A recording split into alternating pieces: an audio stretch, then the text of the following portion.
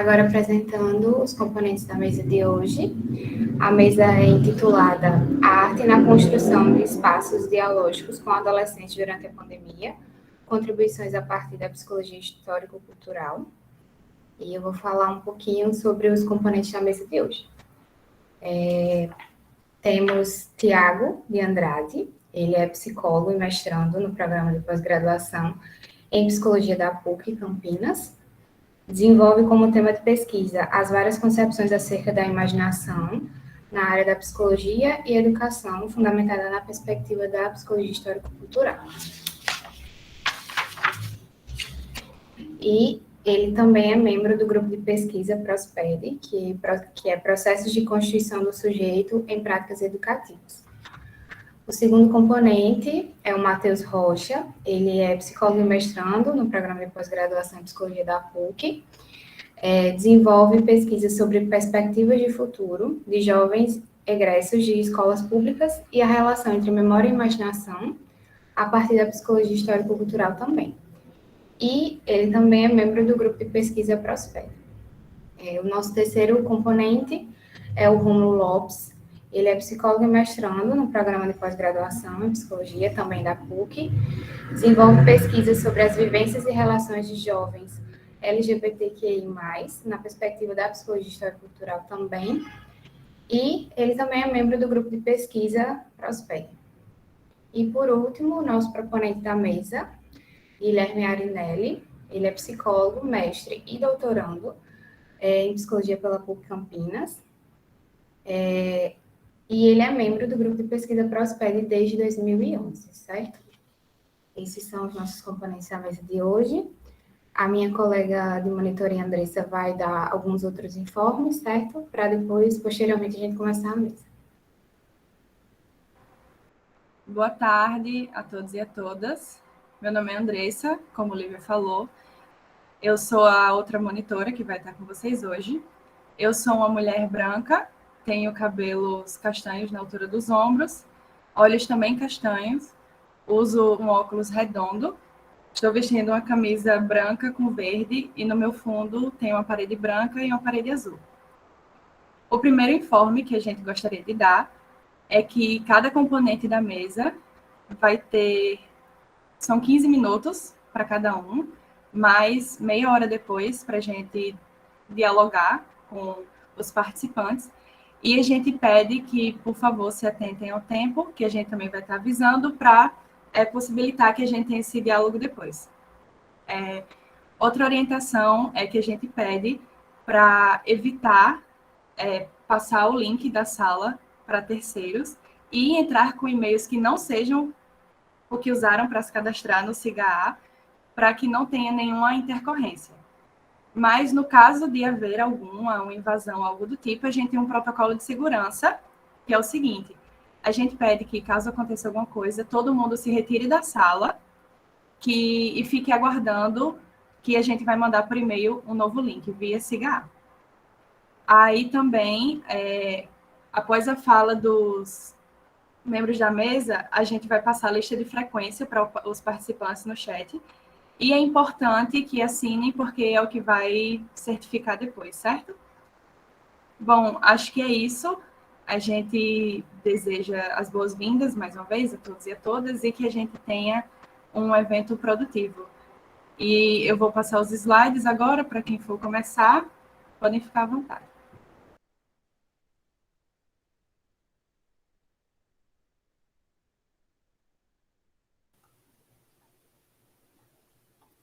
Eu vou começar, não sei, você vai colocar a apresentação, Andressa?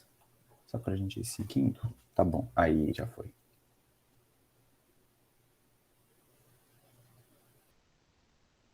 Boa. Então, boa tarde a todos e todas. Seguindo aqui o exemplo das colegas da Liv e da Andressa, inclusive, muito obrigado às duas pelo apoio, pela assistência, pela monitoria. Faz muita diferença quando a gente tem um apoio do pessoal do evento, as coisas funcionam muito melhor, então muito obrigado pela disponibilidade de vocês. Eu sou um homem branco, uso óculos, tenho um cabelo curto, tenho barba, estou usando uma camiseta polo cinza. No fundo tem uma parte de um sofá e um quadro, e estou na minha casa, estou no meu escritório aqui em Campinas, no interior de São Paulo. Queria começar agradecendo a todo mundo que está aqui presente hoje, queria agradecer e elogiar também a iniciativa do encontro, né? A gente sabe que com as atividades online nem sempre é fácil a gente organizar um evento, são muitas coisas acontecendo ao mesmo tempo, muitas atividades acontecendo ao mesmo tempo, muitos links, muita organização prévia. Eu sei do trabalho que dá, então queria elogiar muito pela iniciativa para a gente não deixar passar em branco, né, esse encontro. Talvez presencialmente a gente se encontrasse nos corredores, tomando um café, né, enfim, tomando uma água, conversando, mas é importante que a gente esteja junto também, mesmo que online, para que a gente possa trocar experiências e conversar um pouco sobre a prática da psicologia escolar e sobre as pesquisas que a gente também vem desenvolvendo. Eu queria deixar bastante claro que essa é uma mesa que ela foca, né, numa prática que a gente construiu no grupo de pesquisa ano passado, principalmente, com toda a situação da pandemia. A finalidade é compartilhar com vocês o que a gente conseguiu fazer, aonde que a gente está sustentado. O nosso foco é, portanto, pensar a atuação, né, e os desafios da atuação do psicólogo escolar quando a gente perde esse contexto da escola, né? Então, uma das perguntas é: o que pode nós, psicólogos escolares, quando não temos mais o contexto da escola para atuar? O que cabe a nós fazermos ou não? Então, a finalidade dessa mesa é compartilhar essa prática, essa atuação que a gente construiu, mas a gente espera poder levantar questionamentos e perguntas e ter esse momento final, né? Eu sei que meia hora é pouco, mas para que de fato seja um espaço de troca e de compartilhamento de experiências e reflexões e que a gente possa construir tudo isso da melhor maneira possível. Se você puder passar, Andressa, por favor. Eu queria começar falando, né, um pouco do grupo. Então, nós três, né, o Matheus, o Thiago, o Rômulo e eu, nós somos orientandos da professora Vera Trevisan. Eu estou no grupo há um pouco mais de tempo, desde 2011, eu estou terminando meu doutorado agora, enfim, faltam 2 meses para eu entregar a minha tese, então estou no momento final e os meninos estão no último ano também de mestrado, né?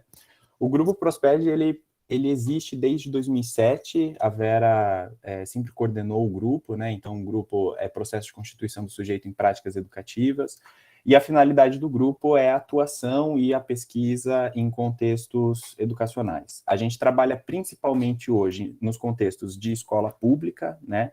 Já trabalhamos em escola municipal, mas hoje a gente está inserido, depois o Thiago vai falar um pouco mais, a gente está inserido numa escola estadual, localizada aqui na cidade de Campinas também, na periferia da cidade, e a gente está nessa escola desde 2016, mas a gente já atua em diferentes contextos desde 2007. Então, a gente já trabalhou com Secretaria de Educação, a gente já trabalhou com escolas municipais, escolas estaduais, já trabalhamos com escola particular, e nesses contextos, já trabalhamos em contexto de educação não formal também, como ONGs, por exemplo, e nesses contextos a gente trabalha desde os alunos de educação infantil, por exemplo, ensino fundamental 1, ensino fundamental 2, ensino médio, mas também trabalhamos com a equipe e a comunidade escolar como um todo. Então, a gente trabalha com os professores, trabalha com os gestores, já trabalhamos com o secretário de educação, os coordenadores do município, né, das escolas municipais. Recentemente, a gente tem trabalhado com as famílias também, compreendendo a importância das famílias na constituição da comunidade escolar. Enfim, então a gente trabalha com todos esses públicos, né, desde 2007, e a gente vem realizando pesquisas, então, de iniciação científica, mestrado, doutorado e pós-doutorado. Hoje a gente deve ter no grupo em torno de 12 a 13, 12, 13 pesquisadores, incluindo alunos de graduação e pós-graduação, e a gente tem como enfoque teórico-metodológico a psicologia histórico-cultural e Vygotsky, e principalmente a psicologia da arte. A gente também estuda e também se baseia em outros autores, né, que deram continuidade e que também trabalharam junto com Vygotsky, então, mesmo Leontiev, Vallon, a gente também usa, agora os mais recentes, a gente tem usado muitos trabalhos da professora Anna Stetsenko, que está nos Estados Unidos também, que ela vem falar sobre um posicionamento ativista transformador, né? Então, a gente vem usando muito da psicologia da arte, do Vygotsky, e de outros autores recentes que também se dedicam a estudar a arte e a utilizar e a compreender a importância da arte enquanto ferramenta, e no nosso caso, ferramenta de intervenção, mas no nosso caso especificamente, enquanto ferramenta do psicólogo e da psicóloga escolar, né? Então, a gente compreende que a arte é uma ferramenta importante e potente. E quando a gente está falando de arte aqui, a gente está falando de vários tipos de modalidade artística. Então, a gente está falando de pesquisas que a gente já fez envolvendo teatro, envolvendo poesia, literatura, música, dança, enfim, as artes visuais como um todo, fotografia, né, pintura, desenho, mesmo grafite também a gente já fez alguns trabalhos envolvendo, que mais? Eu acho que a gente já fez um pouco de tudo, assim. E aí uma das características do grupo é que todas as pesquisas que são desenvolvidas no grupo, elas têm algum tipo de materialidade artística que é utilizado. Então, a gente vai fazendo esse recorte sempre, né? A gente está dentro da escola e aí a gente vai trabalhar com um determinado público e com um determinado tipo de materialidade artística. Então, no meu mestrado, por exemplo, eu usei muito filme, documentário, etc., mas também usei outros tipos de materialidade artística e agora no doutorado também. Então, a gente vai sempre estudando muito, né? Apesar da gente apesar de não sermos profissionais, né, do campo das artes, nós somos absolutamente curiosos e estudamos incessantemente o campo das artes. A proposta também do grupo é que se desenvolvam principalmente pesquisas e intervenção, né?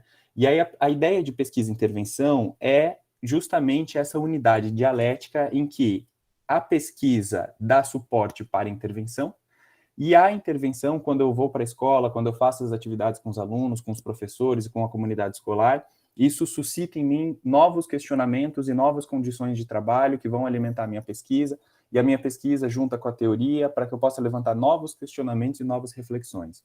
Então, isso está muito alinhado com a ideia de praxis, né? De eu ter justamente teoria e prática em conjunto no momento em que eu estou atuando no contexto escolar.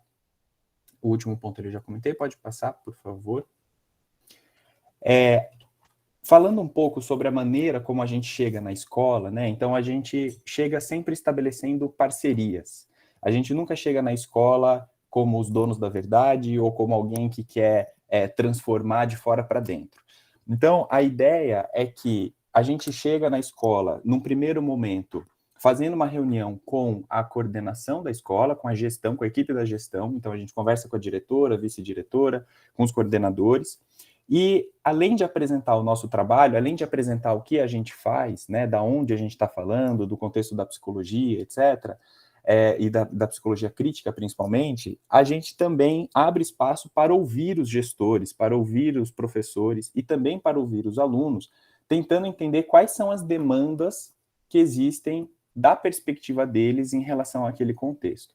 Então, a gente, depois desse primeiro momento que a gente faz essa reunião e se aproxima da gestão e ouve um pouco das demandas do espaço escolar, a gente volta para o grupo e aí a gente vai montando projetos de intervenção. Então, esses projetos de intervenção, eles, na maior parte das vezes, estão associados às nossas pesquisas. Então, por exemplo, né, no meu caso, no mestrado, eu fui trabalhar com os alunos do primeiro ano do ensino médio e eu estava pensando e estava querendo entender um pouco mais e pensar a orientação profissional de um ponto de vista da psicologia histórico-cultural. Então, quando eu entro para trabalhar com os alunos, eu entro para trabalhar com os alunos de primeiro ano, porque foi uma demanda da gestão da escola, mas também porque a minha pesquisa passava por esse público e era um público que eu tinha interesse com quem eu queria trabalhar. Então, esse é um exemplo de como que a gente vai juntando, né, essa parte de pesquisa e de intervenção, de teoria e prática associado ao contexto que a gente está inserido. A ideia, portanto, é que, através dessa parceria, a gente vá conseguindo construir um espaço coletivo colaborativo, né? Então, é um espaço em que as pessoas possam ter uma melhor dimensão do seu contexto histórico, social, político, econômico, e que, a partir disso, a gente possa pensar de forma conjunta em práticas e intervenções para a superação dos problemas que aportam na escola. Então, a nossa ideia é sempre uma construção coletiva, colaborativa, em que o psicólogo vai se configurando, portanto, como um profissional das relações que atua dentro desse contexto, né? Então, a gente vai construindo junto com os alunos, junto com os professores, junto com os coordenadores e diretores, as alternativas para a superação dos desafios que aportam ali naquele contexto, que a gente já fez um levantamento numa primeira reunião, por exemplo.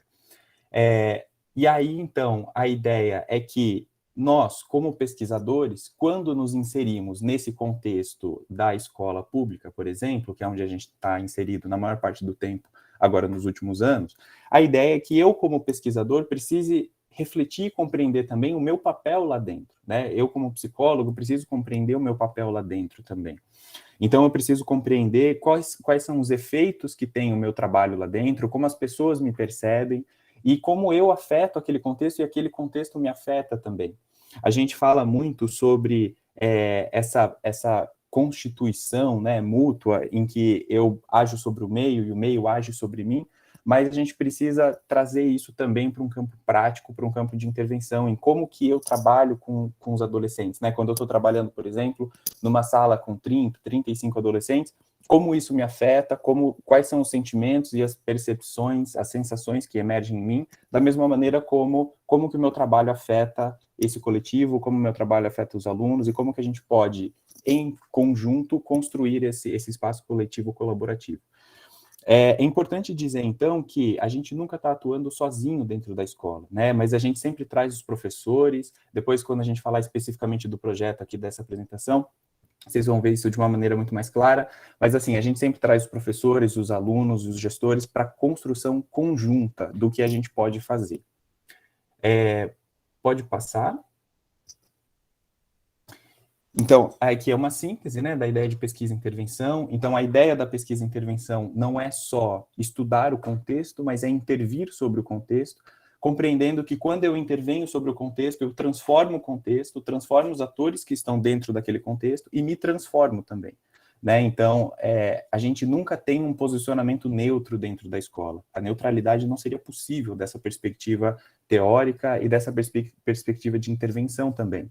Então, quando eu compreendo o papel que eu ocupo lá dentro, os impactos do meu trabalho e também a finalidade, aonde que eu quero chegar, eu passo a construir também um compromisso ético, político de intervenção dentro da escola, onde eu quero promover um espaço de promoção do desenvolvimento e quero promover também um espaço que seja socialmente mais justo, que seja mais igualitário, que seja menos discriminatório, que tenha menos desigualdade social, né, um espaço de mais diálogo, um espaço de maior comunicação e que seja, portanto, mais colaborativo também, que pense de uma maneira inclusiva em todas as pessoas. Pode passar, porque daí eu vou falar só mais especificamente sobre a ideia de se usar a arte, né? Então, a gente parte... a nossa principal sustentação, quando a gente está utilizando a arte, é o Psicologia da Arte, do Vygotsky, né, que foi a tese de doutorado dele. E nesse livro, né, nesse trabalho, o que o Vygotsky começa a levantar de questionamento é de pensar justamente o que há de psicologia na arte e o que há de arte na psicologia. Então, o interesse principal do Vygotsky nesse trabalho estava em compreender não a arte enquanto produto final, especificamente da ação humana, mas em como a arte nos afeta, né? E aí, quando a gente começa a trazer para autores mais recentes, inclusive, como, por exemplo, o Duarte Júnior, ele vai falar que a arte possibilita que a gente olhe para a realidade de um outro ponto de vista, que a gente coloque a dinâmica pragmática, né, do cotidiano em suspenso, e que a gente possa olhar para as questões do nosso dia a dia e da nossa vida de um outro ponto de vista. Então, quando a gente vai pelo caminho da arte, a gente também vai pelo caminho do sensível, a gente vai pelo caminho da emoção. Então, quando a gente usa a arte no contexto escolar, por exemplo, a gente quer justamente tocar o sensível, a gente quer chegar pelo campo da emoção. E quando o sujeito que aprecia a obra, e isso acontece com todos nós, né? Quando a gente está apreciando a obra e algo na obra nos chama a atenção e aquilo se destaca e me chama a atenção devido ao meu próprio histórico de mediações, devido à minha história de vida, devido ao contexto social que eu estive inserido. Então, a ideia, por exemplo, de que o Duarte Júnior e o Jorge Colli, que é um professor da Unicamp também, falam é que a obra de arte é sempre uma obra aberta. É sempre uma obra aberta. Quem completa o sentido da obra de arte é a pessoa que entra em contato, é a pessoa que aprecia aquela obra.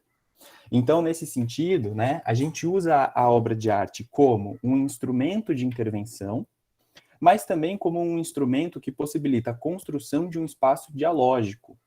Porque quando eu faço isso coletivamente, né, quando eu mostro uma obra de arte, quando eu mostro um filme, quando eu toco uma música, coletivamente, e eu abro espaço para que as pessoas falem o que elas pensaram ou sentiram a partir daquela obra, eu também estou abrindo um espaço de diálogo e de reflexão coletiva.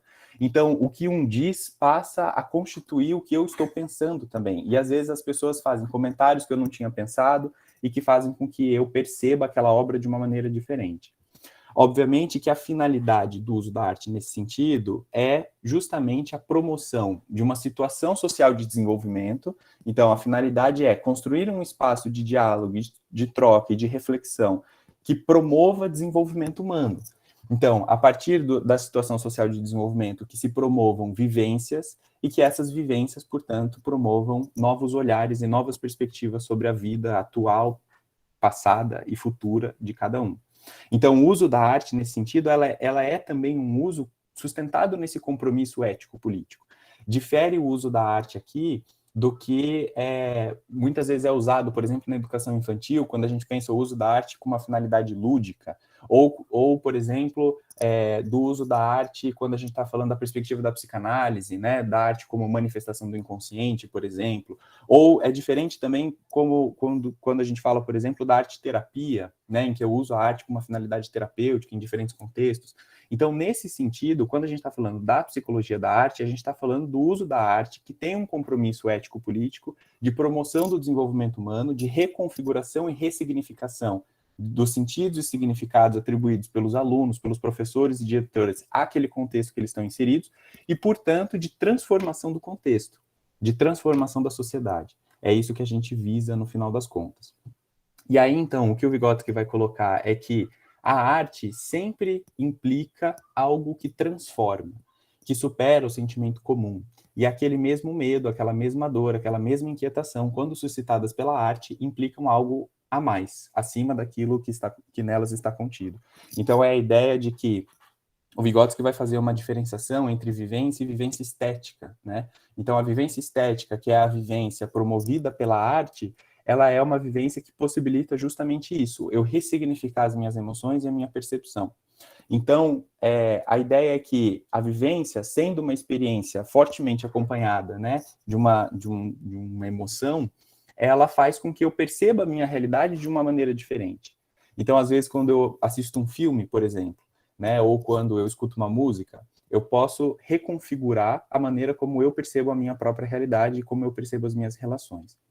E aí, então, nesse sentido, e aí eu termino aqui a minha fala, é que, com esse trecho do artigo da Vera também, em que a ideia é que a arte, ela vai transformar a nossa percepção da realidade na medida em que ela promover essas vivências. E ela só é capaz de promover essas vivências quando ela se configura enquanto instrumento psicológico, pensando na definição e na compreensão do instrumento psicológico que o próprio Vygotsky vai trabalhar, né?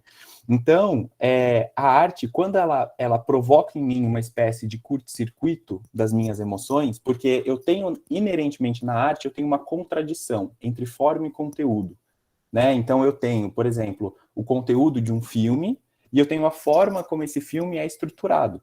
Eu tenho a forma como esse filme é apresentado a mim. A trilha sonora, os cortes, o jogo de câmera, o close. Então, eu tenho toda uma linguagem que passa por aquilo que vai suscitar em mim determinados sentimentos contraditórios.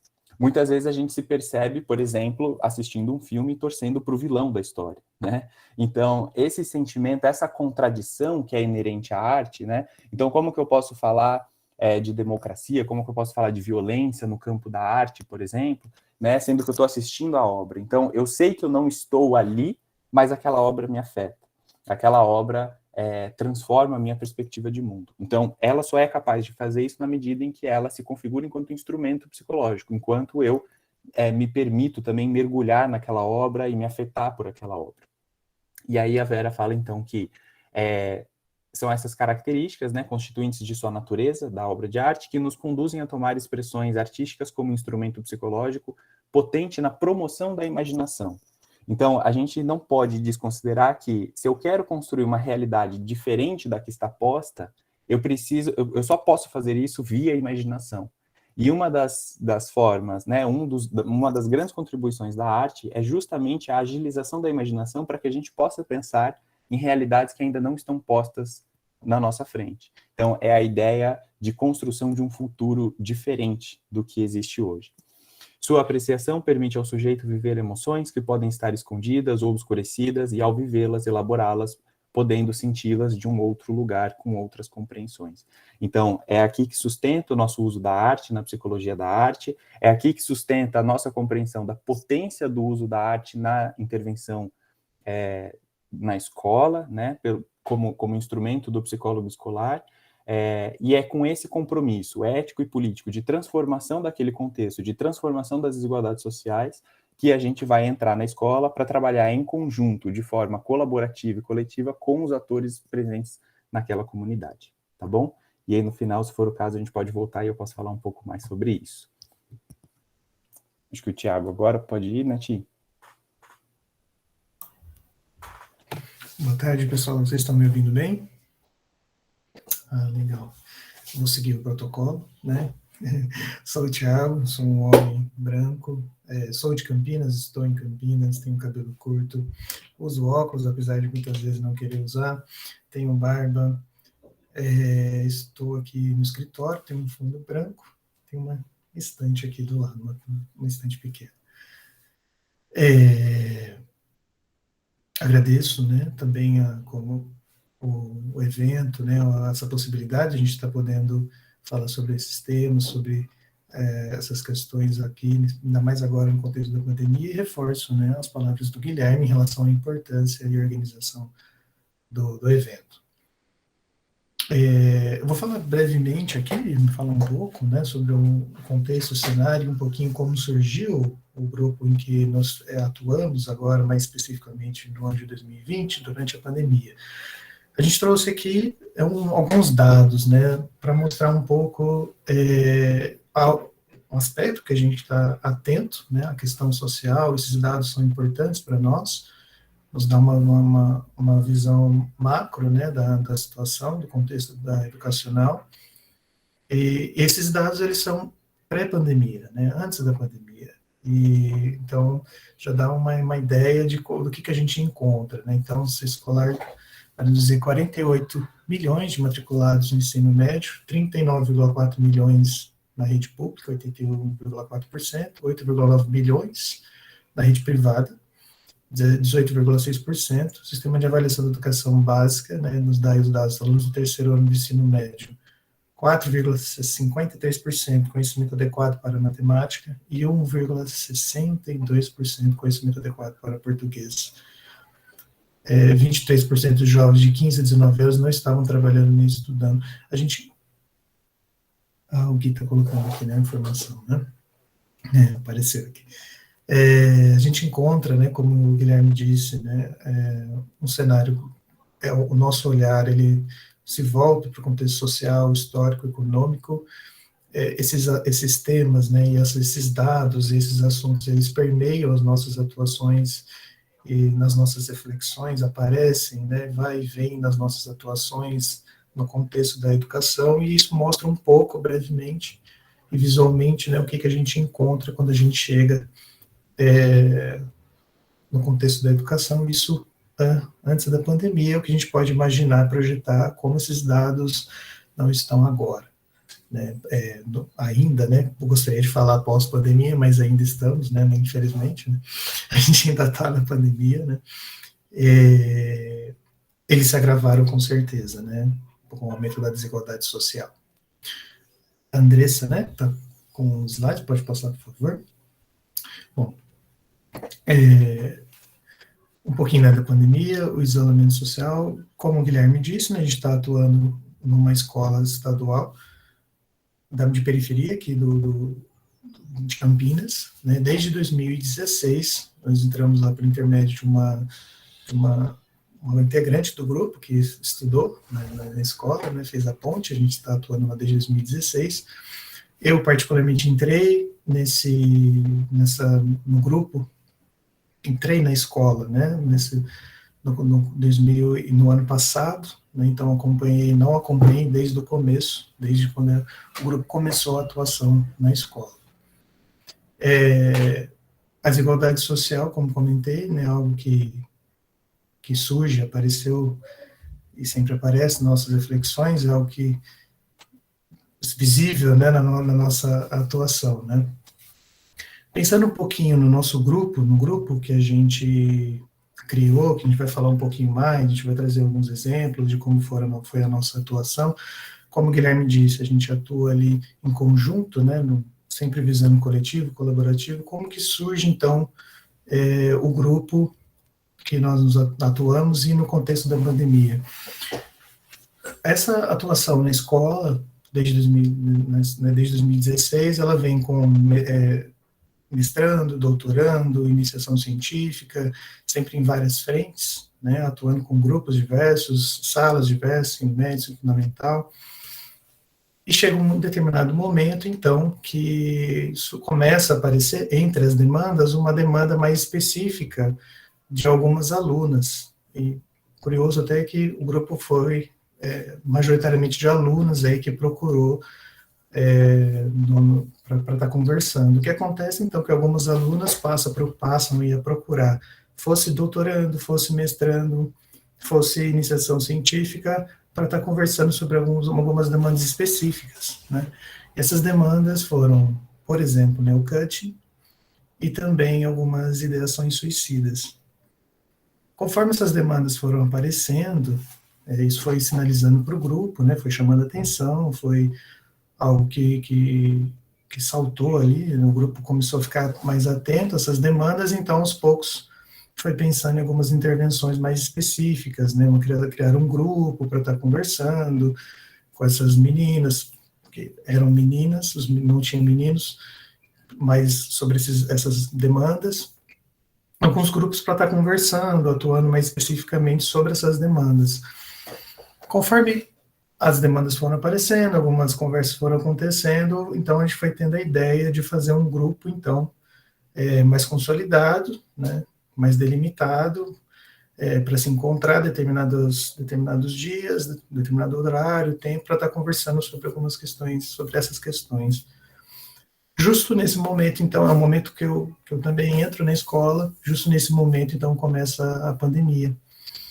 E aí, né, então, teve essa preocupação, o que fazer do grupo, né, o grupo estava indo bem, o grupo estava sendo interessante, o que fazer, então, diante da pandemia. Então, a gente resolveu, né, em conjunto com as alunas, em conjunto com as professoras, e vale ressaltar aqui que teve uma aluna em específico que mobilizou muito essa demanda, que mobilizou a criação do grupo, né, que, assim, organizou mesmo, articulou o grupo.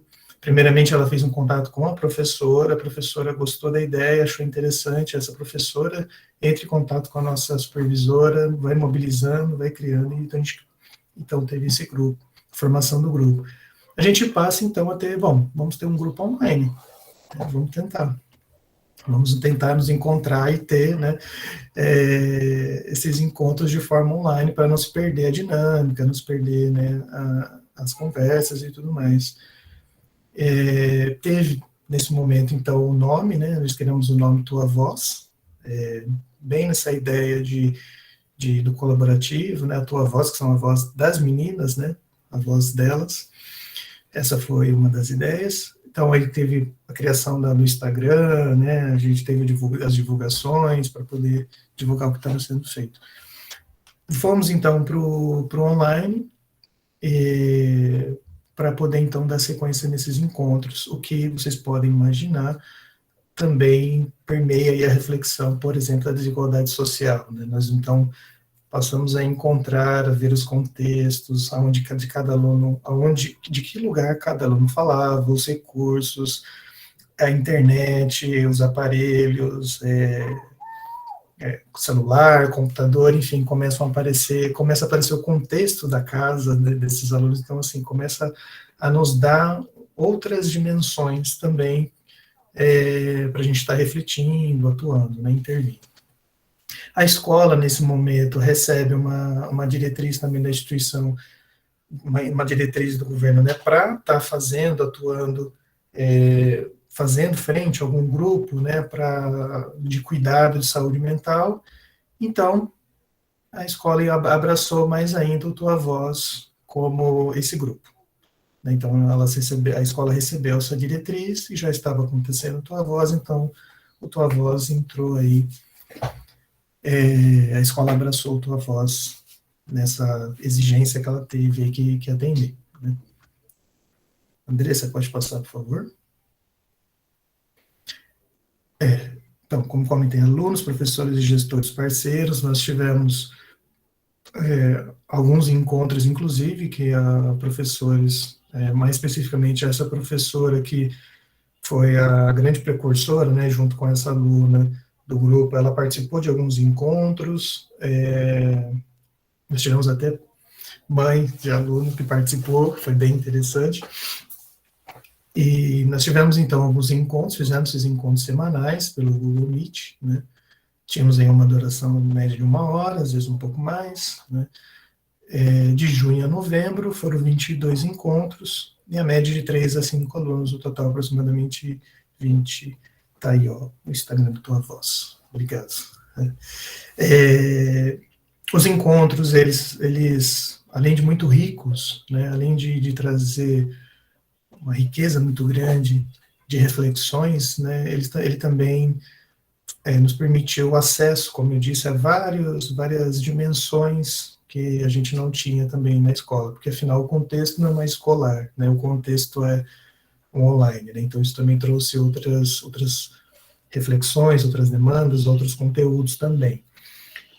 Os alunos, foi uma coisa muito interessante, a média, estou olhando aqui a hora, acho que ainda tem um tempinho, né, a média foi variando muito, então tinham encontros em que a gente tinha vários alunos, né, 5, aconteceu, se não me engano, ter um pouco mais, às vezes tinha menos, aquela aluna que mobilizou o grupo depois não pôde participar, então a gente teve uma variação muito grande aí de participação, mas tivemos uma constância, né, uma grande parte, os alunos estavam presentes. Aos poucos também foram entrando outras pessoas para participar, meninos, né, e não só meninas como...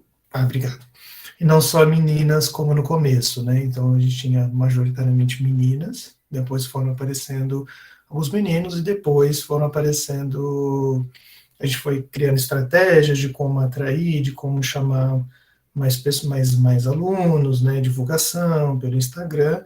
E aí começou a abrir, a gente começou a convidar pessoas, inclusive, que eram de outros anos, não eram só do ensino médio, foi bem interessante, a gente também teve diferenças de idade, né? Então, as diferenças de idade também foi algo bem interessante, assim, os contrapontos, o que percebia, como é que percebia, e isso foi muito legal também para a gente perceber como que a arte também, né, a arte enquanto a materialidade mediadora, como o Guilherme colocou, como que ela mobiliza em diferentes faixas etárias também, né, o que chama atenção, o que não chama e tal, e tudo mais.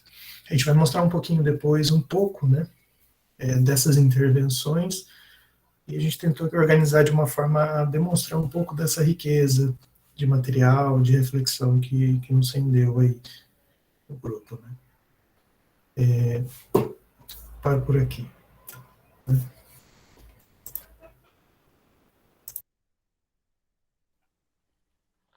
Agora é comigo. Vocês conseguem me ouvir?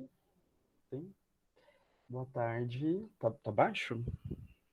Tá. Deixa aqui mais próximo da boca, então. Bom, boa tarde. Sou Rômulo. Seguindo o protocolo, né? Sou um homem negro. Tô com óculos nesse momento, com uma blusa roxa. Meu cabelo é curto. Ao fundo está um pedacinho do meu guarda-roupa e a porta ao fundo e uma parede branca. Quero agradecer também por esse espaço, pela organização do evento, abrir aqui esse espaço para a gente poder compartilhar um pouco das nossas práticas, das nossas reflexões, o que a gente tem construído. Fico feliz também aqui de estar compartilhando esse espaço com os colegas, amigos do mestrado, da pós-graduação, né, porque o Guilherme já está no doutorado. E acho que é interessante, acho que a gente está aqui, né? A gente está no momento de finalizar os nossos processos, né? Seja a gente do mestrado, no doutorado, então acho que é legal compartilhar um pouco de como que temos trabalhado, sobretudo trabalhado durante o período da pandemia, né? Acho que trazer um pouco desses desafios que a gente tem enfrentado, acho que de forma geral, né? Todos estamos enfrentando, né? Durante a pandemia, para poder pensar a atuação do psicólogo, da psicóloga na escola. O que eu pensei, né, o que a gente pensou e organizou, né, para trazer aqui, né, e especificamente na minha fala, foi de trazer um pouco também desse posicionamento que a gente assume quando a gente toma todos esses pressupostos, né, que o Guilherme trouxe da psicologia da arte, da psicologia histórico-cultural, para poder ser ferramenta de trabalho do psicólogo na escola, né. E aí, organizando, né, o que a minha fala, organizando o que eu poderia trazer aqui para a discussão, fiquei pensando no meu próprio processo de inserção no grupo de pesquisa, no Prosped, e de inserção nessa forma de trabalho do psicólogo, né, que eu me inseri no grupo ainda em 2017, no final de 2017, e pude ir acompanhando melhor qual era a proposta do Prosped, que para mim era um tanto abstrata, que acho que eram muitas questões que apareciam, né? Acho que quando fala da arte, de alguma forma, às vezes assusta, né? Porque a arte não parece ser algo do campo, né? Do domínio da psicologia. E aí, esse primeiro ponto, né? Que acho que remete à frequentação da arte, né? Algo que o Jorge Colli, né? Que o Guilherme já citou, ele traz no livro dele, num clássico livro dele, né? Que é O que é Arte, esse momento da gente se aproximar, da gente começar a dialogar com a obra de arte. E acho que isso faz parte desse posicionamento desse psicólogo, dessa psicóloga que decide trabalhar com a arte como instrumento, que é você aprender a se relacionar com a obra de arte. E acho que é, eu fiz parte desse processo também, né? Esse processo de conhecer a arte, se aproximando dela, desse estranhamento, e que só é possível a gente fazer uso dela como instrumento, né? Se a gente estivermos dispostos a entrar e mergulhar na arte e poder conversar e dialogar com ela. E nesse processo, né, é o que possibilita a gente também fazer essa certa curadoria, essa escolha, né, de quais obras de arte a gente pode trabalhar, né, com que autores, com que pintores, né, com que artistas, com que estilo de arte, né, com que tipo de materialidade que vai interessar a gente a trabalhar, e isso implica muito o posicionamento do pesquisador, né, que a gente está nesse lugar da pesquisa também, né, então, desse psicólogo, desse pesquisador implicado nesse movimento de ir se percebendo nessa relação com a arte, nessa relação de escolher que obras que nós podemos usar, né? E acho que a gente vem enfatizando, né, que esse projeto que a gente está compartilhando aqui, que foi Tua Voz, ele nasce dentro ele na verdade se estrutura, né, de uma forma melhor dentro do período da pandemia, né? E esse contexto foi o contexto que de algum modo, né, de alguma forma, afetou nossas escolhas. Esteve presente nas conversas, nas trocas dialógicas, né? Então, ela fez parte dessa curadoria. E se a gente lembrar, né, acho que a gente vive muito desses impactos, né, da pandemia, né, mas o ano passado, em 2020, enquanto a gente estava conduzindo esses encontros, esteve muito presente, de uma forma muito significativa, algumas questões sociais no discurso, seja no discurso da televisão, no discurso das redes sociais, né, de diferentes formas, o discurso dessa injustiça social, das desigualdades sociais que estavam presentes, né, por exemplo, o movimento do Vidas Negras Importa, né, o quanto esteve presente, o quanto circulou bastante esse assunto no último ano, sobre racismo estrutural, próprio das desigualdades, né, que os alunos de escola pública precisaram lidar e ainda estão lidando, né, para poder conseguir dar continuidade, né, nos seus processos de escolarização. Isso tudo vão compondo, né, esse nosso movimento de se aproximar da arte, de fazer a escolha de que materialidades a gente pode usar para trabalhar com os alunos nesse contexto.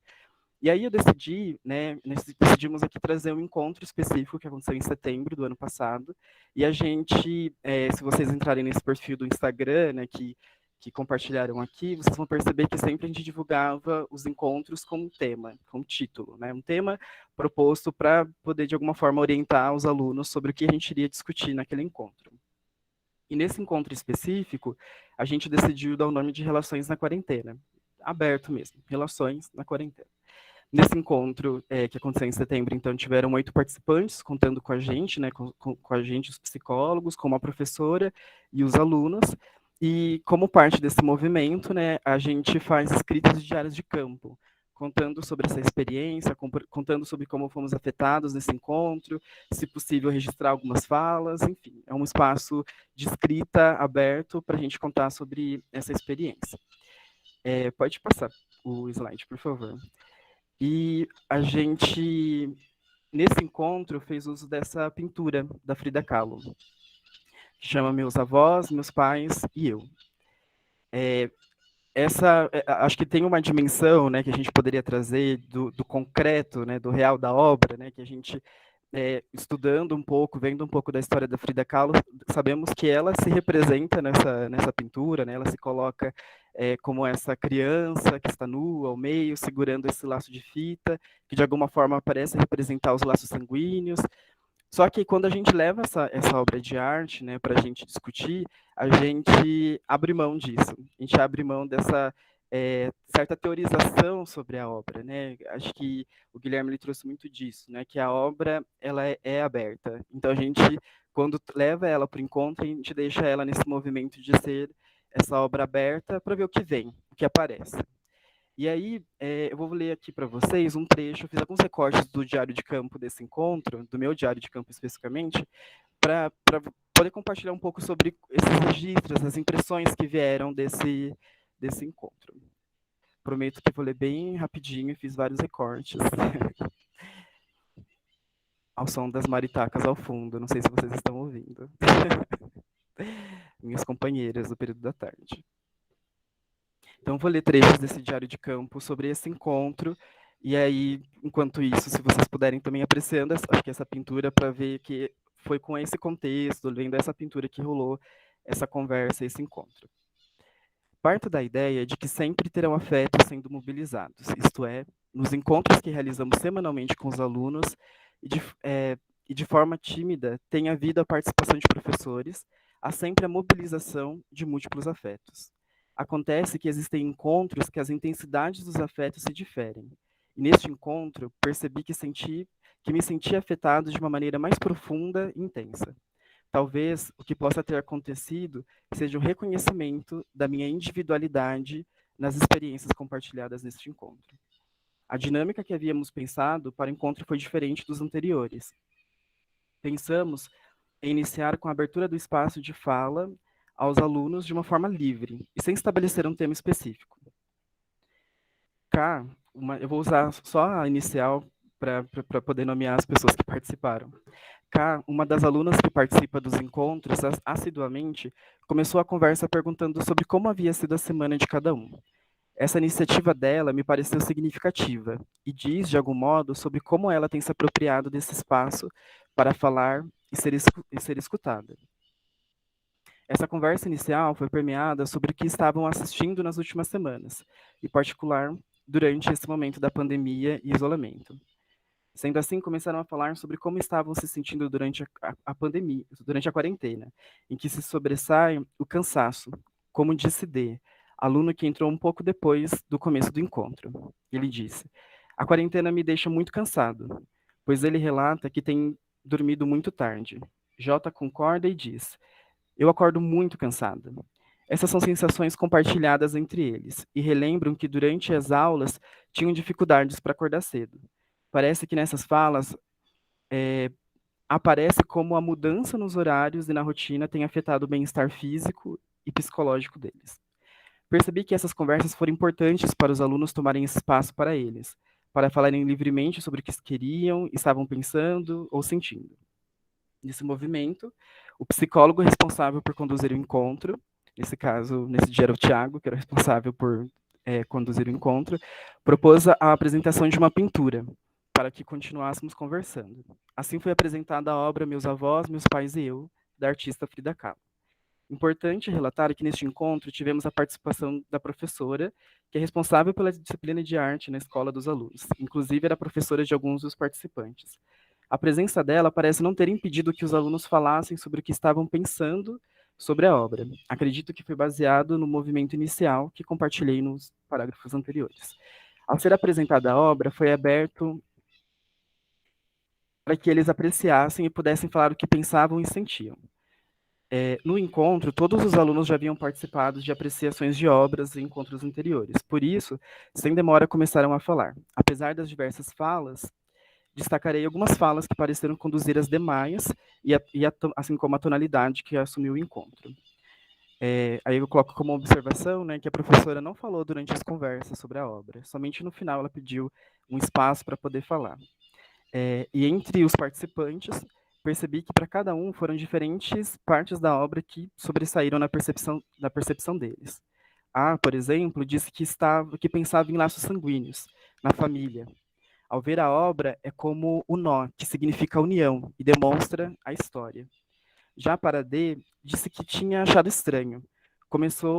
Chamou a atenção para uma pessoa vestida de branco, e que pareciam dois bebês abraçados e que poderiam ser gêmeos em sua barriga.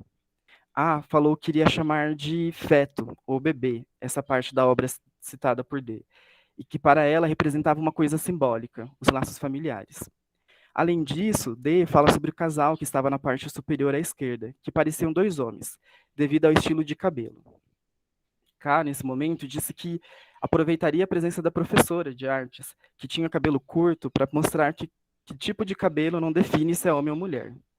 D parece entender a fala de K e consentir com a sua explicação, mas percebo que D ainda continua atento ao cabelo das pessoas representadas na obra, ao insistir em comparar o cabelo delas. Para J, o que chamou sua atenção foi a criança em pé, que A disse que ela representa o eu, e J complementa que ela é o motivo da apresentação da aproximação da família. Em meio a essas falas, D diz que a obra ou fotografia, a definição incerta que foi colocada como questão para o grupo, sobre qual seria o nome mais adequado, né, para essa obra, fez ele lembrar de uma atividade na escola sobre a árvore genealógica.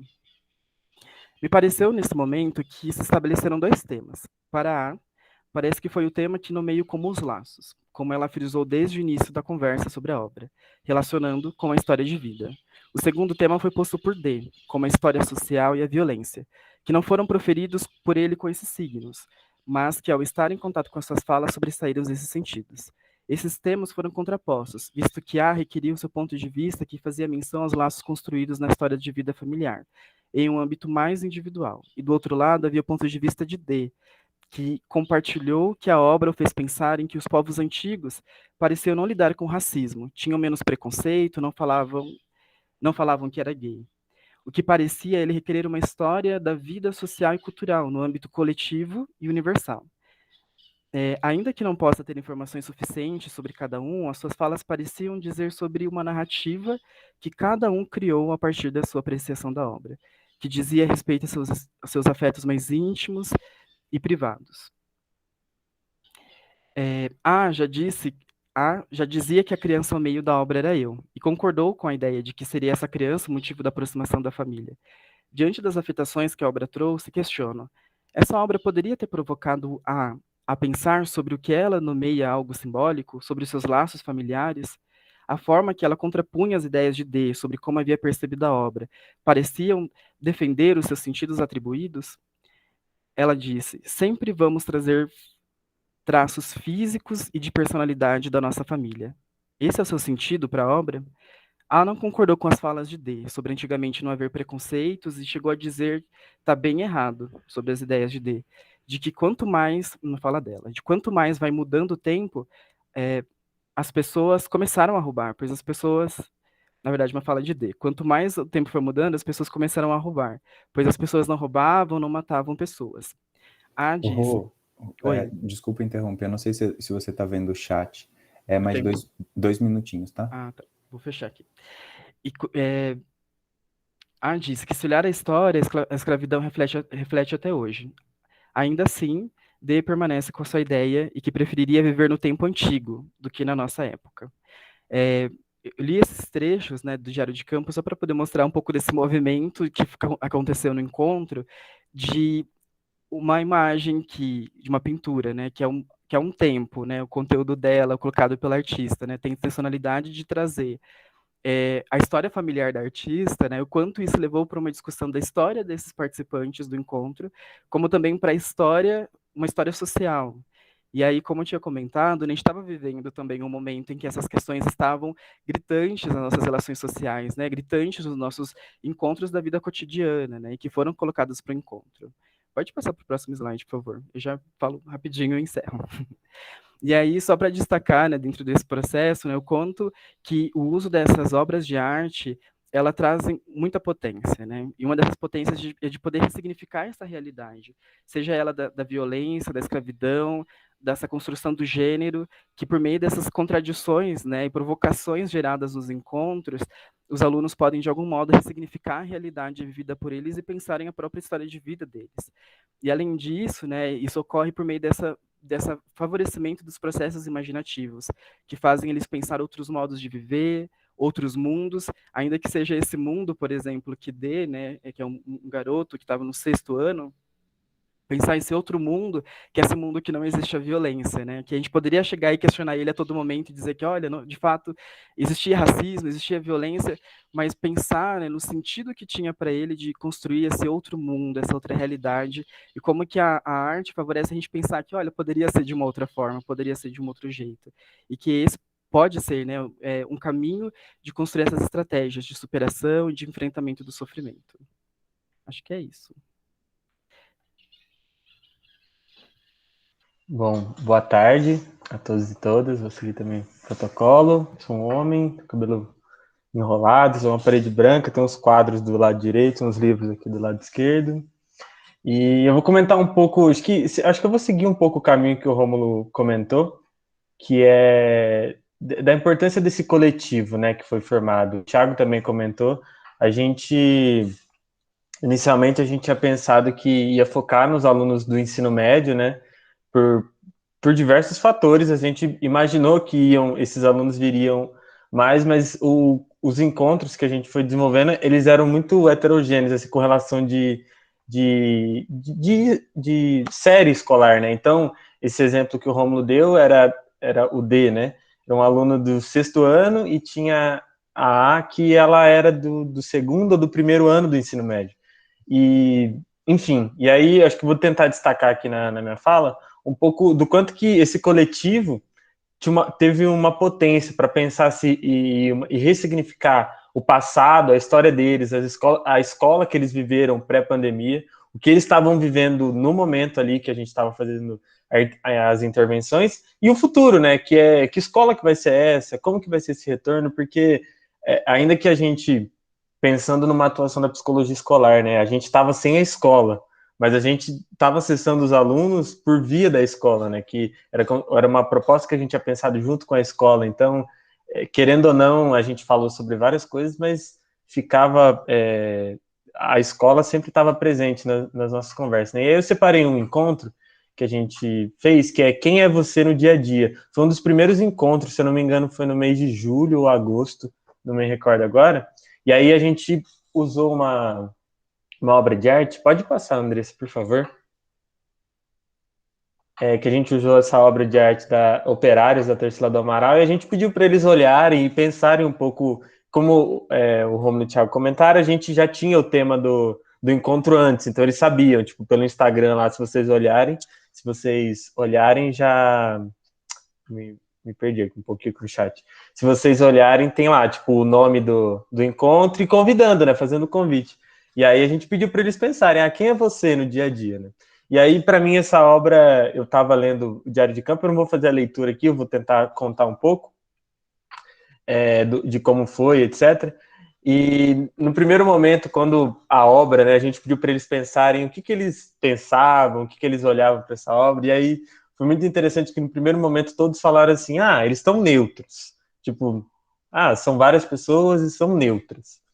E aí a gente começou a provocar, acho que nesse encontro, se eu não me engano, estava eu e o Guilherme, e a gente foi provocando, assim, falando, gente, mas o que vocês acham que eles estão pensando, o que vocês acham que eles estão fazendo, etc. E aí, no final, essa troca coletiva ali que eles foram falando, né, no final eles chegaram a uma nova a uma nova concepção, né? E aí me lembra muito o movimento da dialética que o Pulitzer fala, né? Da tese, da antítese e a síntese, né? Então, eles olharam para a obra enquanto, no primeiro momento ali, né? De tipo, são pessoas que estão neutras. E aí a gente questionando, né? Falando, não, mas espera aí, será que são todas pessoas iguais? São homens, são mulheres? E trazendo um pouco isso. E aí, no final, eles estavam... E aí, a nossa proposta também, né? Com esse quadro, foi para eles pensarem neles também, né? Quem eles eram no dia a dia deles, quem eles, enfim, que papéis eles desempenhavam, etc. E aí no final eles, eu olhando o diário de campo, a maioria falou assim: hoje eu tô neutro, mas se acontece alguma coisa com a minha família, aí eu fico com muita raiva. E aí foi o D que falou disso, né? Que tava contando sobre que ele tinha ido viajar, enfim, e que se acontecer alguma coisa com a família dele, ele ficava bem irritado. E aí todos foram falando assim, se eu assisto hoje eu tô neutro, mas se eu assisto um filme, leio alguma coisa, eu fico... Tinha uma menina que ela falava muito sobre literatura, etc. Então ela falava, se eu leio alguma coisa, eu fico mexida, né? E aí eu fiquei pensando, né, o quanto que esse coletivo, as trocas que eles foram tendo ali no encontro, que a gente sempre pensava no encontro para eles dialogarem, né, trocarem informações, até esse exemplo que... Eu vou usar um pouco mais para frente esse exemplo que o Rômulo falou sobre ser mulher ou não, a pessoa lá do quadro da Frida Kahlo, foi uma troca ali, né? Parece que eles tiveram um consenso e eu gostava muito, até pensando na prática enquanto psicólogo das relações, né, o profissional das relações, a gente via isso acontecendo, mesmo que remotamente, mesmo que, enfim. E aí, pode passar, Andressa, por favor, o próximo slide? E aí, nesse encontro, a gente finalizou perguntando para eles de que forma que esses encontros que a gente estava fazendo estavam afetando a vida deles, né? Para a gente ter uma devolutiva de como era, porque eu acho que num primeiro momento a gente fazia os encontros numa segunda-feira de manhã, né? Então, o que motivava eles estarem... Opa. O que motivavam eles estarem lá, participando e entrando, né? E, enfim, e aí eu vou ler as falas dele, né? Então, o G, que é o Gabriel. Queria que tivesse mais para a gente ficar conversando. Por mais que a gente esteja na pandemia, como segunda sempre foi chata, é bom começar o dia. Aqui a gente conversa e se diverte. Aí quando ele tá falando de como segunda, seria de tipo, segunda-feira era chato porque acabava o final de semana e ele tinha que ir pra escola. Então, tipo, agora ressignificou isso, né? Aí a Maria, né? Para mim é uma experiência muito legal. A gente conversa sobre vários assuntos, várias perspectivas e tem sido muito bom nessa quarentena. E, por fim, a Ana. Bom, eu gosto de ver o ponto de vista de cada um. É legal dividir opiniões e também para sair do tédio, e ela deu risada. Então, acho que essas falas mostram, primeiro, a importância que eles tinham, né, de pensar e ressignificar o que, por exemplo, era segunda-feira, que a segunda-feira, num passado, assim, que pré-pandemia, era chato, era talvez voltar para a escola, ter que acordar mais cedo, e aí eles foram ressignificando, enfim, não que eles não estavam tendo aula, porque eles traziam isso também, tipo, a gente está tendo aula, tem que entregar algumas atividades. Eu vou falar um pouco também a percepção deles, um pouco de como estava sendo as aulas.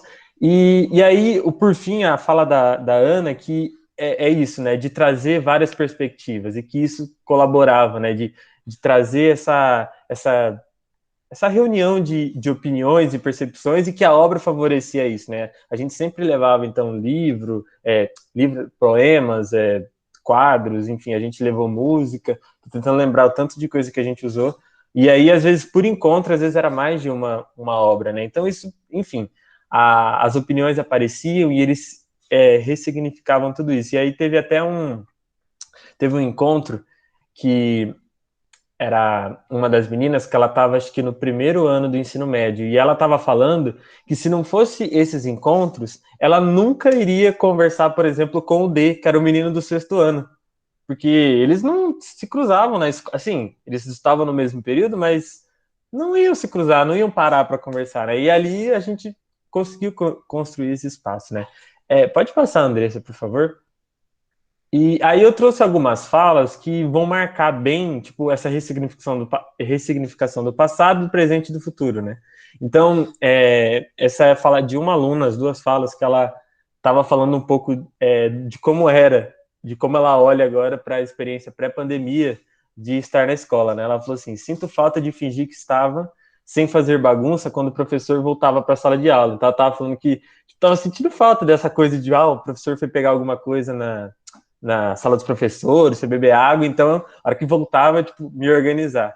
E ela contando isso pra gente, tô sentindo falta disso. Eu lembro que no encontro a gente riu, mas do quanto que ela tá falando de que tá sentindo falta da escola, né? De olhar para, por mais que a escola passe por um monte de coisa, e por mais que se a gente fosse talvez lá em 2019 ou 2018, enfim, os trabalhos de modo geral, eles falam, que chato tá aqui na escola, e que é dialético, né? Acontece as duas coisas, é bom e ruim.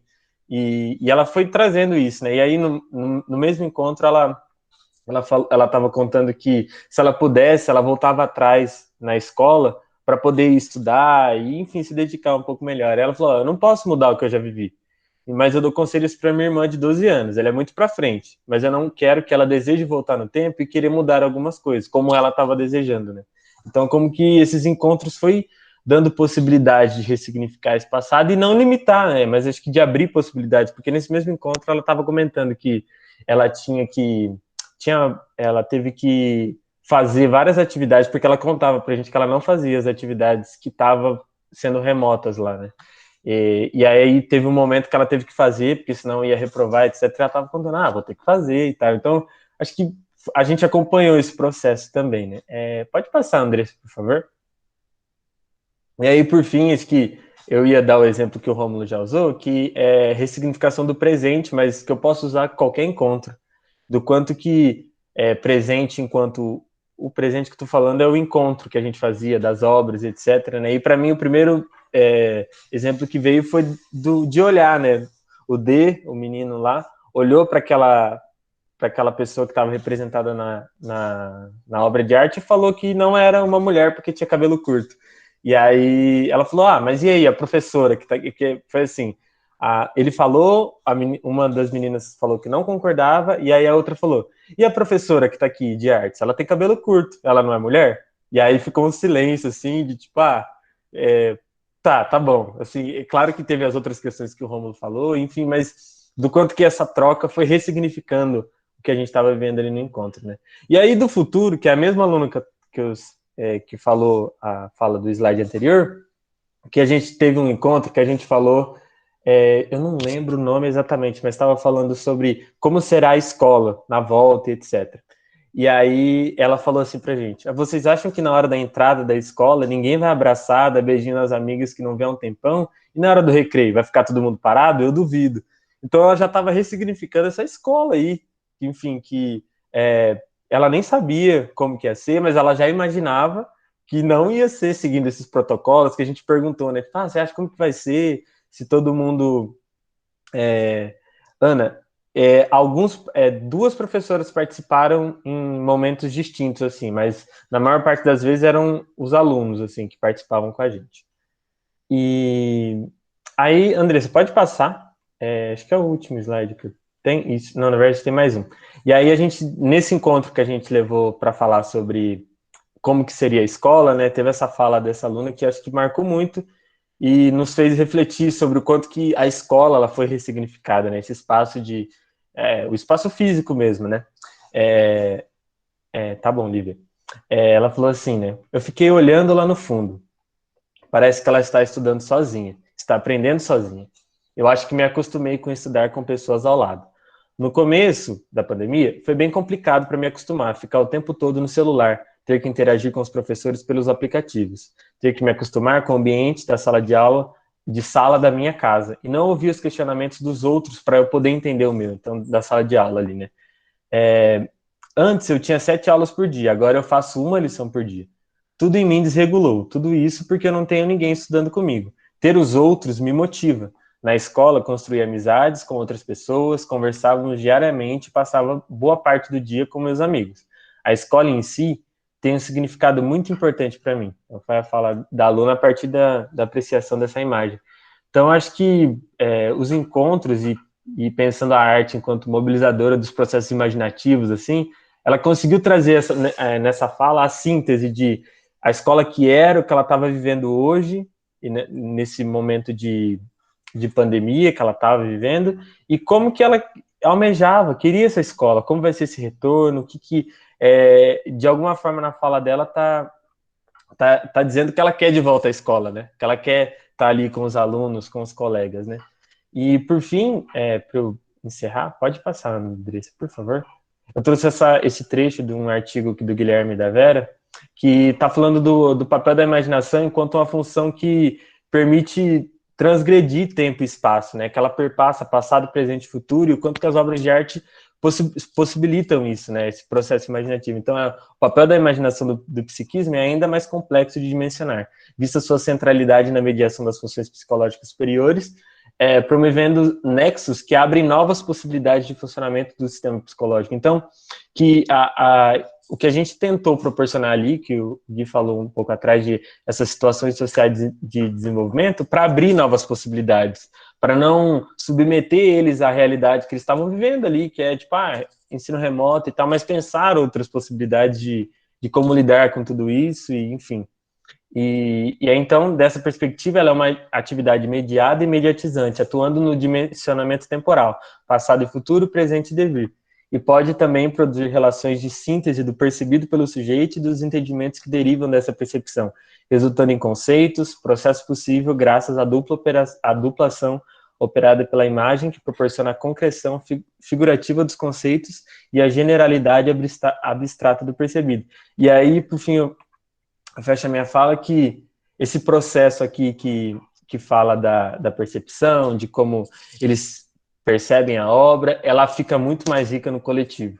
A gente poderia trabalhar com os alunos, talvez individualmente, em espaços individuais, de tentar discutir como que eles percebem as obras, etc., mas o uso da arte em espaços coletivos, ele se torna muito mais potente para a ressignificação da vida deles e ressignificar não no sentido de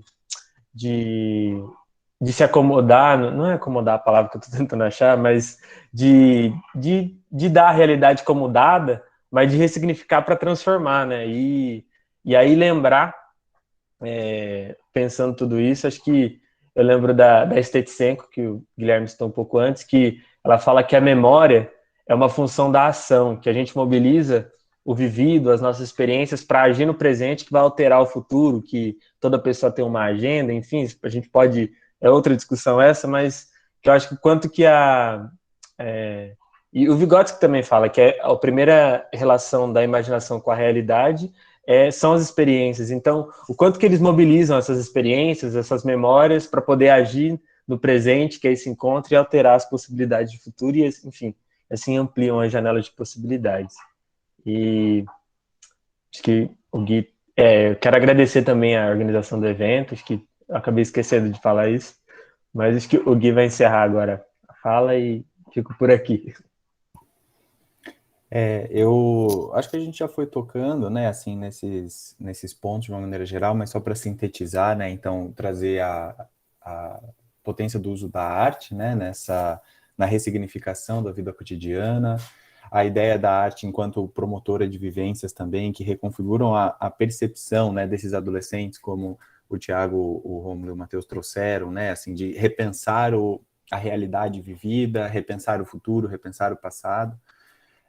Uma contradição que a gente foi percebendo ao longo do trabalho também, de que a tecnologia, se por um lado ela era uma ferramenta de conexão com os encontros e com as aulas, ela também chegou um momento em que começou a também ser produtora de sofrimento, né? Chegou uma hora em que todos nós, durante a pandemia, a gente não aguentava mais ver live, não aguentava mais ficar na frente da tela do computador, e isso também era trazido pelos alunos.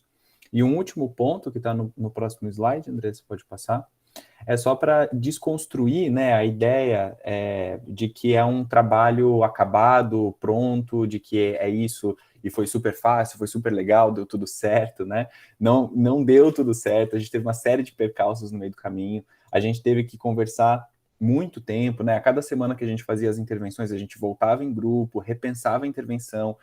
O fato da gente usar muito a arte também foi um desafio, então a gente teve que repensar como usar a arte de uma maneira online, né? Como compartilhar, por exemplo, uma música, um vídeo, como fazer a projeção aqui, por exemplo, compartilhamento de tela.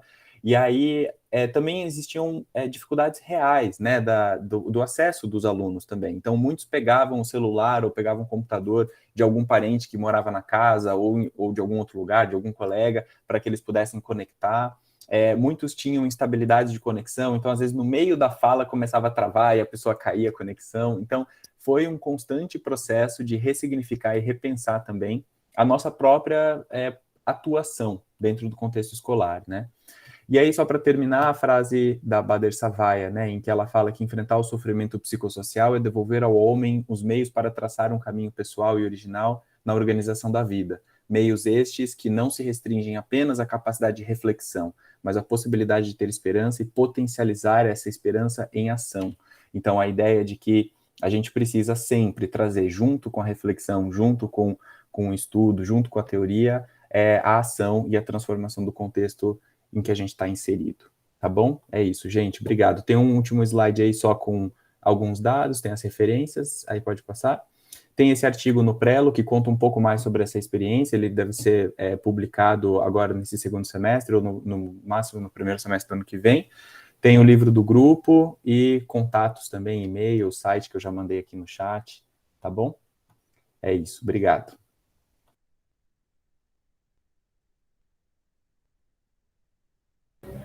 Maravilhoso, gente. A mesa redonda foi muito rica. Já tem uma pessoa querendo começar a iniciar a discussão. A gente tem só alguns minutinhos, talvez a gente possa estender mais alguns minutos, mas só para dar alguns informes nesse finalzinho. A Andressa vai passar a lista de frequência agora no chat. A gente pede, por gentileza, que vocês assinem, porque aí vai constar como certificado no final do evento. Vai ser gerado lá na página do Seguir Eventos, tá certo? E a gente vai mandar aqui no chat. Bom, ao longo da apresentação de todos vocês foram tendo alguns comentários aqui no chat, algumas perguntas também, e a gente queria abrir esse momento de debate.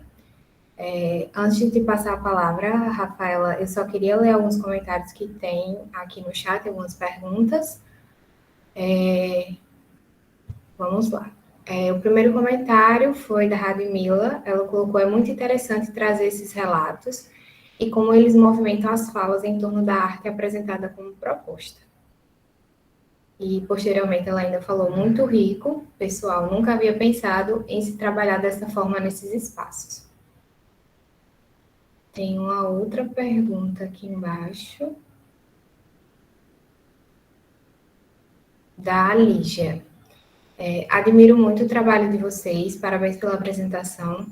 E veio a pergunta: gostaria de saber se delimitar fronteiras entre o que é da ordem do uso da arte, como psicólogo escolar e como psicólogo clínico, ou arte educador ou arte terapeuta, é uma preocupação do grupo. Se sim, se é uma preocupação ter essas delimitações, como vocês estabelecem essas fronteiras na construção da demanda para a atuação do psicólogo escolar? Eu deixo aberto aqui a palavra para quem quiser responder. Não foi para nenhuma pessoa em específico, mas quem quiser responder, a palavra. Posso fazer um comentário? Tá. Rapidinho, né? Assim, eu tô vendo que a Rafaela e a Marina querem falar também. Sim, né? Assim, a gente tem uma preocupação com essa delimitação. Inclusive, eu adicionaria uma terceira, que é a diferença do nosso trabalho com os professores de artes, por exemplo. E aí, o que caracteriza principalmente a nossa atuação primeiro, né, o foco no desenvolvimento humano. Então, o nosso foco não está no uso da arte como uma finalidade didática, né, de ensinar sobre a arte, de ensinar técnicas artísticas, etc., né, ou história da arte. O nosso foco está em usar a arte como um instrumento de promoção do desenvolvimento humano, né, em usar a arte como forma de afetar as pessoas pela via do sensível, pelas emoções, como eu tinha comentado no início. E aí, o que vai diferenciar principalmente, né, essa nossa diferenciação, esse nosso posicionamento com a arte-terapia ou com a psicologia clínica, por exemplo, tá? Que são algumas diferenciações, mas eu acho que a questão principal é justamente o posicionamento que a gente assume e o referencial teórico-metodológico que a gente se utiliza, né? Então, quando a gente usa o Vygotsky, a psicologia histórico-cultural e a psicologia da arte, consequentemente, a gente já está fazendo um recorte de onde a gente está falando, né? Então, a gente tem uma base materialista histórico-dialética, por exemplo, a gente tem um compromisso ético-político, como eu tinha comentado, de transformação da realidade, diminuição da desigualdade social, né? Então, quando a gente se difere, por exemplo, da arte-terapia nesse sentido, né? De pensar também de um contexto mais amplo, o uso da arte de forma coletiva, num contexto mais amplo, para a transformação do contexto social. Então, não é uma finalidade terapêutica propriamente dita, né? Não é esse o foco, pelo menos, do nosso trabalho. Então, assim, acho que só comentando algumas dessas coisas. Tem um artigo, mesmo no site, né, do grupo, que eu já passei aqui, que ele traz os fundamentos da psicologia da arte. E pode ser um artigo que pode ser bem útil, assim, para quem quiser saber um pouco mais sobre esse trabalho, como é que a gente faz esse trabalho, aonde que a gente está pautado e tal. Então, eu posso compartilhar aqui no chat para vocês também.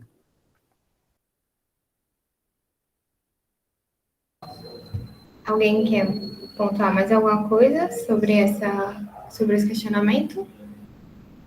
Então, a palavra, Rafaela, para começar o nosso debate aqui. Oi, gente. É um prazer ver e ouvir o Matheus de novo. O Guilherme já está enjoado da minha cara, porque em todo evento do Prosped eu tô. Enfim, mas sempre surgem dúvidas, né? Então, com certeza eu vou continuar estando. Eu queria saber se vocês têm um trabalho específico, tipo, com as materialidades artísticas com o resto da escola, sem ser com os alunos, entendeu? Com os professores, Eu sei que não tem atualmente psicólogo na escola, né, no estado de São Paulo, mas se vocês têm algum trabalho com a equipe docente, a gestão, enfim.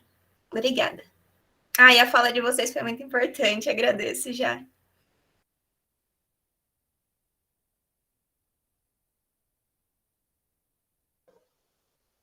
Quem quer falar? Pode responder aí, mano. Tá, vamos lá. Então, a gente, com a pandemia, a gente acabou tendo maior acesso com os alunos, né? Não que a gente não teve acesso ao restante do corpo escolar, gestão, etc., mas tem vários trabalhos com professores de gestão usando arte, né? Tem que eu estou lembrando aqui agora, o último que eu estou me recordando, é o da Vânia, que ela usou o Inferno de Dante para poder fazer as intervenções, e é uma tese de doutorado muito interessante, muito legal, que dá muita ferramenta para pensar, por exemplo, a atuação com professores, né? E agora a Fer, que é a doutoranda, ela está desenvolvendo, tá para defender agora e terminar também o doutorado dela, foi com a gestão, né? Então tem sim em frente com esses outros atores. Eu não estou lembrando agora de outros trabalhos, mas tem. Se eu falar agora, acho que eu vou me confundir. Mas no site está tudo lá, né? Assim, de olhar com diversos atores escolares. Tem o trabalho da Paula Andrada, que também trabalhou com dança e com dança circular e os professores. Tem do Rafael Favarin, que foi trabalhar com os coordenadores do município também. Então, tem com todos os atores escolares. Tem. E aí, pensando também nos alunos, tem, tipo, Ensino Fundamental 1 e 2, que são os mais novos. A a Juliana, que defendeu no começo de 2020, tem a tese dela também, que ela trabalhou com ensino fundamental. Tem o Guilherme, por exemplo, que trabalhou com ensino médio. Então, enfim, a gente entra na escola mesmo com todo mundo. E aí a gente está também agora, nessa abertura da escola, a gente já está começando de novo com essas ações na escola agora, não de modo online. Acho que provavelmente a gente volte para a escola na semana que vem já e volta essas ações assim, com todo mundo. Muito legal. Obrigada pela fala de vocês. Marina, pode abrir teu microfone e fazer sua pergunta ou sua colaboração. Oi, boa tarde, pessoal. Sou Marina, recém-formada em psicologia pela UFPB. Eu fiz estágio nos últimos anos, né, que teve uma pausa por causa da pandemia, mas eu fiz estágio com o foco em psicologia escolar sobre a orientação da professora Fabíola Braz Aquino. E aí, quando eu falei para ela que eu queria trabalhar com arte, a professora já me direcionou para ler os textos de vocês. Ela vai ver os textos da Vera, vai ver o site da Prosped, que tem todas as publicações.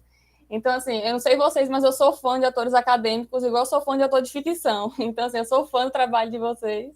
E para além dos textos, né, já vi também algumas intervenções, algumas falas de intervenções que vocês fizeram em outros encontros.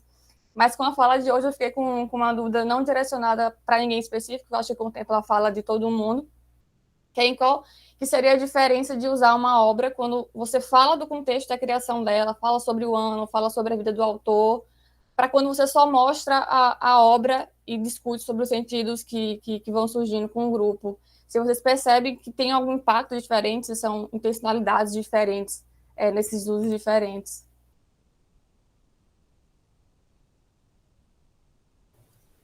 Alguém quer comentar? Rômulo? Thiago? Pode ir, depois eu complemento qualquer coisa. Então, a gente, Marina, normalmente a gente conta, né, um pouco sobre a história da obra, quando ela foi publicada. Depende muito da finalidade que a gente tem no encontro e naquela intervenção. Então, por exemplo, eu fiz uma atividade com os alunos durante o meu mestrado, em que a gente assistiu ao filme do Tim Maia.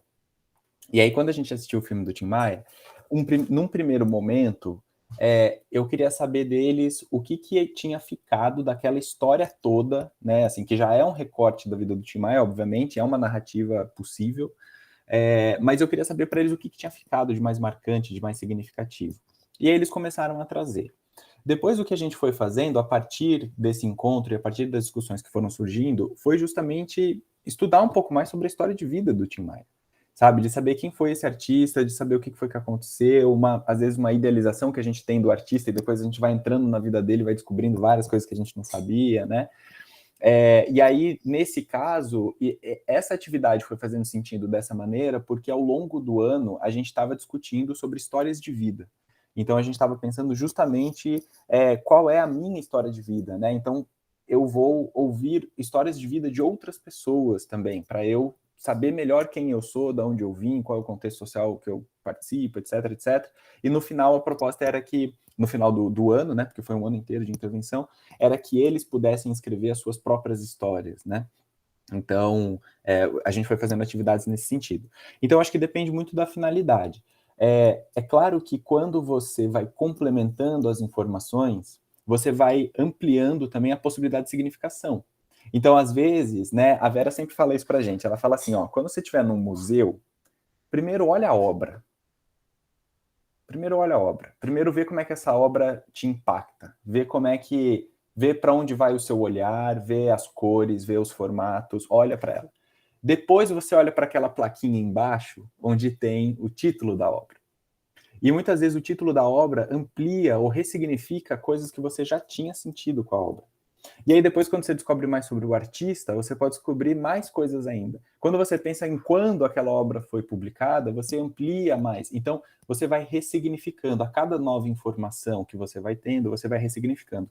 O que acontece que a gente tenta quebrar nas nossas intervenções a informação é importante, mas ela não precisa vir em primeiro lugar.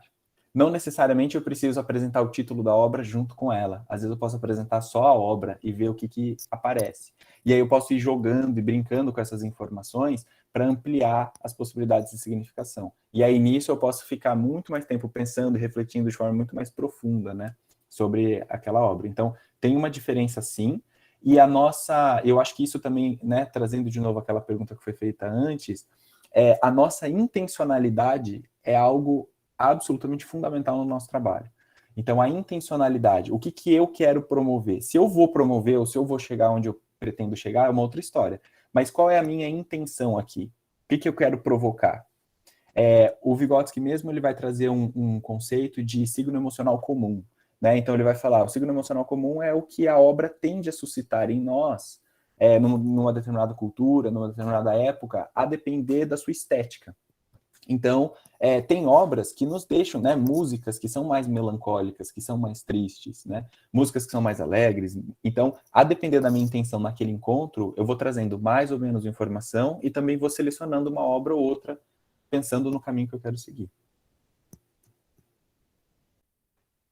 Só vou comentar rapidinho, né, que eu acho que esse encontro que a gente citou, né, que usou essa obra da Frida Kahlo, acho que apareceu algo bem próximo disso que a Marina está falando, né, porque os alunos começaram a atribuir sentidos e significados, né, na percepção, na fruição da obra, que foram para um campo para discutir questões relacionadas a gênero, ao racismo, enquanto isso estava completamente fora da história que tinha a obra em si, né, e aí no final a professora de artes, inclusive, estava participando desse encontro, né? A câmera estava desligada, mas imagino o quanto que ela ficou se mexendo para falar que não, gente, não tem nada a ver, é outra coisa, é a casa, é a família da Frida Kahlo.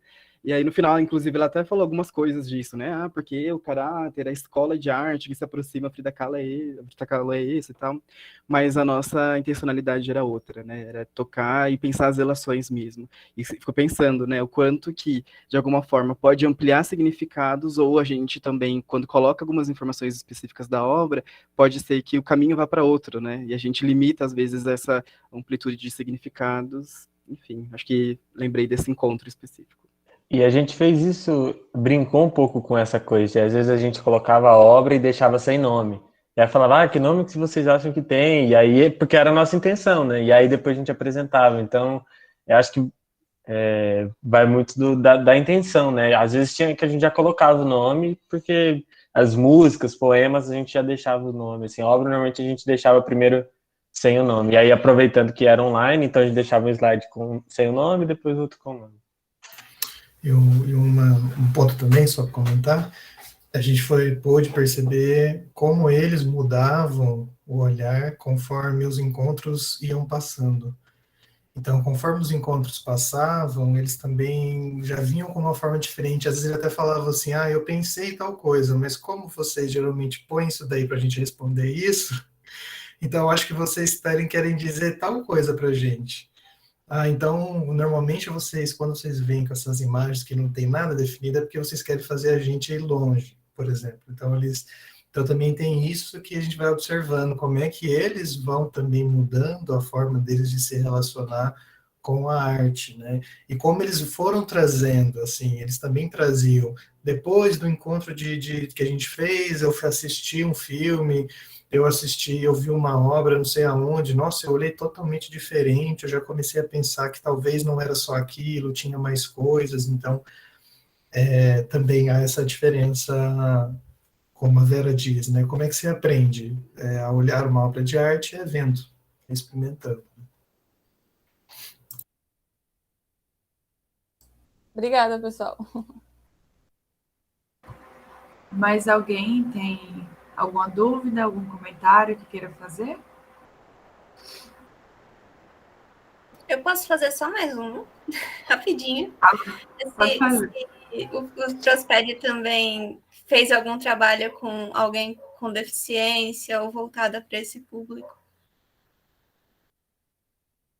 Tem uma pesquisa agora acontecendo. Então, você vai ter que aguardar cenas dos próximos capítulos. Eu não vou falar antes, mas ela vai se publicar, mas eu participei de alguns encontros, foi uma pesquisa de iniciação científica e, enfim, vou falar, trabalhou com contação de histórias e foi muito bom, gente. Esperem que em breve vai sair, mas assim, foi muito interessante. Foi muito interessante. É a IC que a gente costuma comentar que ela é quase doutora. Ela fez 4 iniciações científicas e tá muito bom, gente. Tá muito bom. Acho que é isso que dá para falar, né? Rafa tá quase tendo piripaque, que é mesmo o tema do TCC dela. Meu TCC é com imaginação e contos infantis. Pela perspectiva da PHC, eu me inspirei muito em vocês também, porque eu admiro muito o trabalho do Prosped, enfim.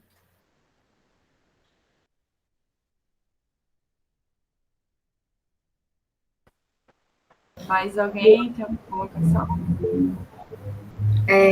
Se não tiver alguém mais para comentar, fazer alguma pergunta, A gente vai começando a finalizar a mesa redonda de hoje. Eu queria só fazer um comentário.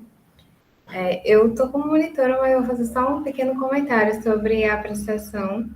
É muito importante a fala de todos vocês. Foi uma mesa redonda muito incrível e maravilhosa.